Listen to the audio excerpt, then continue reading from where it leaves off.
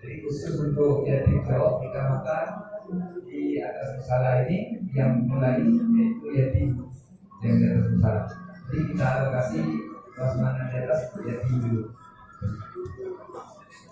Sallallahu ala sayyidina Muhammad sallallahu